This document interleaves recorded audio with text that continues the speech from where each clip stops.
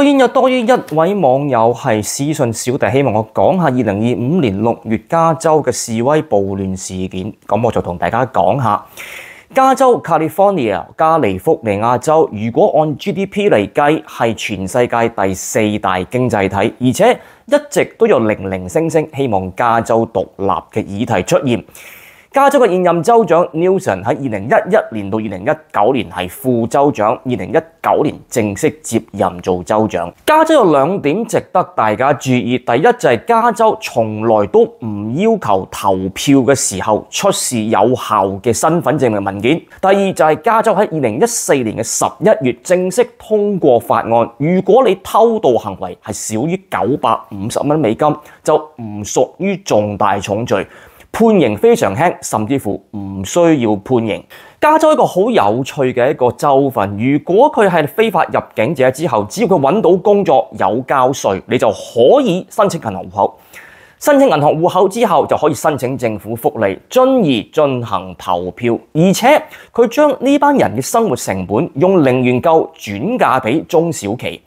試諗下，如果你係開中小企嘅業主或者老闆，有人嚟偷900蚊嘢，一日復一日，你真係自求多福。佢哋嘅犯罪成本非常之低，冇後果或者後果非常之輕微，而導致大量0元購嘅出現。而且呢班非法移民係可以進行投票。如果你係墨西哥或者南美洲嘅非法移民，你去到加州之後，又試問下你會投票翻俾邊個呢？所以點解呢位州長民主黨嘅人一直係唔贊成投票嘅時候需要出示 ID？ 佢話呢個係種族歧視。Fast forward 到2024年嘅11月，即係總統特朗普當選之後嘅同一個月，洛杉磯嘅市長就宣布洛杉磯成為庇護城市。換言之，佢哋係唔會執行聯邦政府將來下達可能需要驅逐非法移民嘅指令。特朗普馬上回覆，佢當選就任之後就會動用軍隊嚟到協助當地嘅警察嚟到驅逐非法移民。6月6號，即係上個星期五 ，ICE Immigration Custom and Enforcement 就奉命去到 LA 執法。下晝6點半 ，ICE 移民部門就開始喺 LA 嘅百貨公司開始執法。一開始嘅時候就引嚟大約100人進行和平示威，但係非常之迅速，就擴散到上千人，開始對呢班執法人員掟磚，而當地嘅警察執法部門就開始用催淚彈以及橡膠子彈去對付呢班示威者。示威嘅規模越嚟越大，當天晚上洛杉磯嘅警察局局長就講咗呢段說話。We are overwhelmed as far as the number of people out there engaged in this type of activity. 6月6號晚，洛杉磯警察局局長講話，警察已經唔能夠應付示威嘅呢段講話，喺1日之後被所有官網刪除，你亦都唔能夠喺任何主流媒體之中見到。特朗普喺洛杉磯市長講呢句說話之後，當天晚上就宣布會調派2000個國民警衛隊進入 LA。協助 ICE 移民部門執法。6月8號示威規模擴大，開始變成暴亂，有好多人就去到 LA 嘅移民拘留中心外邊掟磚，襲擊聯邦部門嘅市政府人員以及佢哋嘅建築物，開始焚燒汽車以及圍堵101高速公路。6月9號，示威人士去到洛杉磯嘅 Grand Park 外邊進行大規模嘅示威。同一日，特朗普就宣布示威人士係叛亂分子。同一日，洛杉磯嘅市長就做出呢個咁樣嘅發言。If you dial back time and go to Friday, if immigration raids had not happened here, we would not have the disorder that went on last night. I will tell you that it is peaceful now, but we do not know where and when the next raids will be. That is the concern, because people in the city have a rapid response network. If they see ICE, they go out and they protest. And so 呢位黑人女市長就講到，之所以會有人暴動，係因為有人執法，有人被拉，令到人群不滿，所以暴動。所以特朗普決定驅逐非法移民，先至係罪魁禍首。而早前講到呢個警察已經唔能夠應付暴動嘅警察局局長就開始講到 ，LA 嘅警察完全可以應付到呢次騷亂。覺今是而昨非，打倒昨天的我嘅典型例子。同一日，加州嘅州長 Newsom 就話特朗普係違反美國嘅修正憲法第10條，喺未經州長同意就派國民警衛兵入城執法，希望可以告佢。當呢3位加州嘅重量級人物話加州一切正常，完全冇騷亂嘅同一天，6月10號就出現第一具屍體，但係就冇證據顯示同動亂有關，而且同一日已經開始出現大量打劫嘅事情出現，包括 Apple Store 有好多人入去偷電話。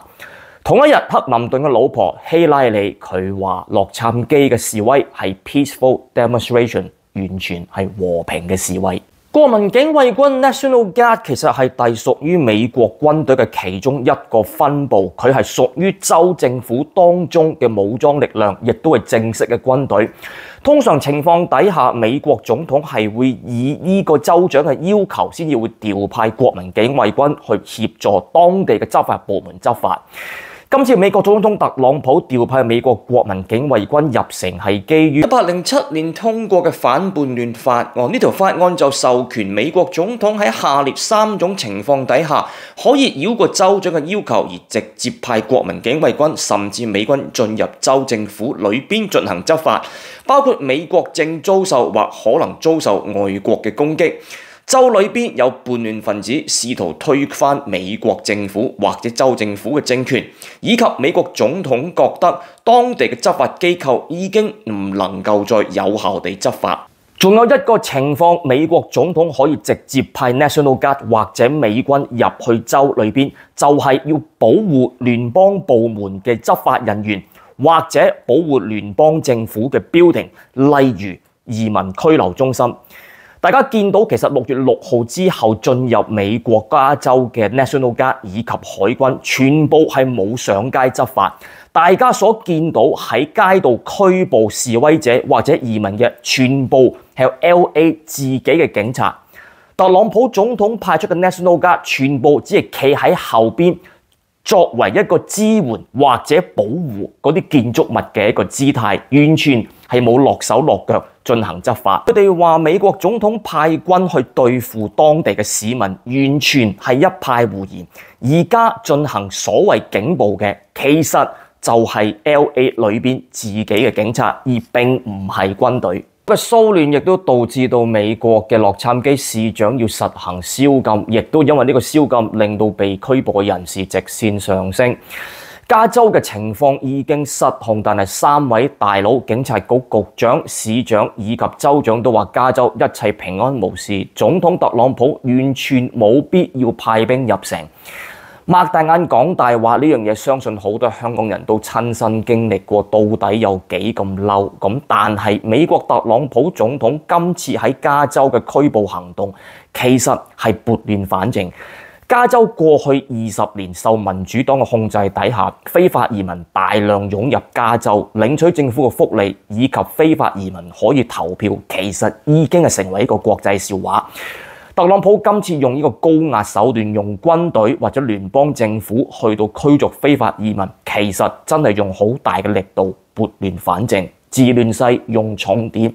可能覺得大家佢重手咗，但係如果佢唔係咁做，到底如果逐個咁去拉，又會拉呢班人拉到乜嘢時候呢？呢個就係我對加州到暫時為止6月12號嘅睇法。咁如果大家都仲想有留言，想我有啲嘢我講嘅話呢，就留言嗰度同我講，或者 Facebook PM 我亦都可以。咁我哋今晚就傾到呢度先。呢個就係我對加州嘅睇法，以及嗰條時間線，俾大家見到呢位警察局局長以及呢個黑人女市長，到底大家點樣喺度邪貓尾？我哋下一期再見。